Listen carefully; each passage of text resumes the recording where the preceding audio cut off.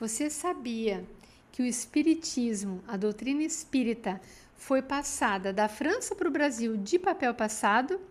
Eu vou contar melhor essa história no dia de hoje. Sejam bem-vindos ao canal Vida de Médium Evoluir. Eu me chamo Débora. Por aqui nós conversamos a respeito de espiritualidade com naturalidade. Nós falamos também dos desafios e bênçãos que é a vida de um médium.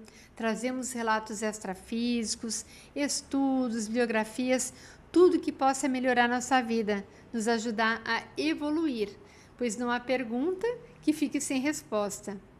Hoje nós vamos falar sobre a codificação espírita, como que ela veio parar no Brasil. E no século XIX nós tínhamos alguns interessados no espiritismo e as pessoas que tinham conhecimento e domínio da língua francesa, elas conseguiam traduzir e divulgar a seu modo o espiritismo e trazer essas respostas para outras pessoas.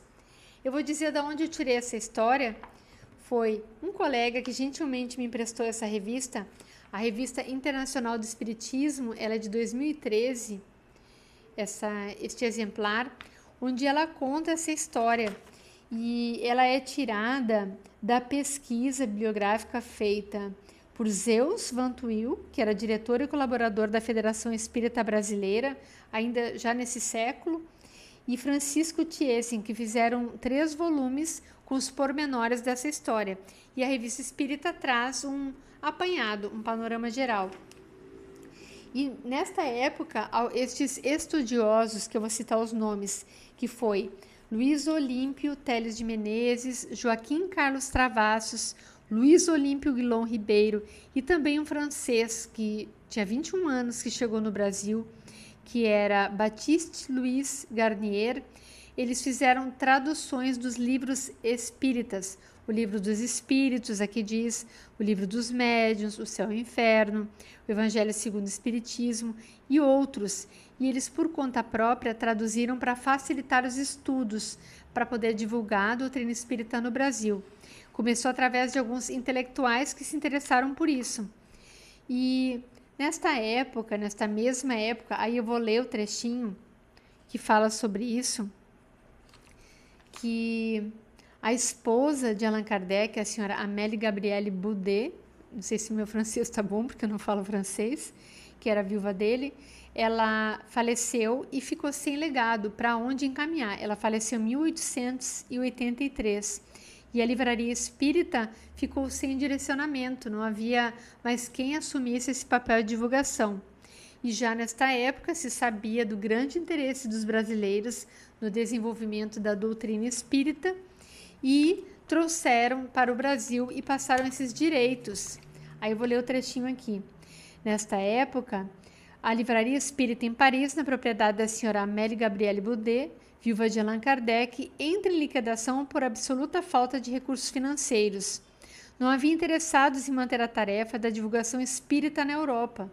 Na França, a tarefa espírita chegava ao fim com a desencarnação da viúva de Kardec e o fechamento definitivo da livraria. Foi assim que, em 15 de novembro de 1897, o Sr. Leymarie concede gratuitamente à Federação Espírita Brasileira os direitos de publicação em português das obras de Kardec, com compromisso de manter a fidelidade aos originais. E quem foi o responsável por isso?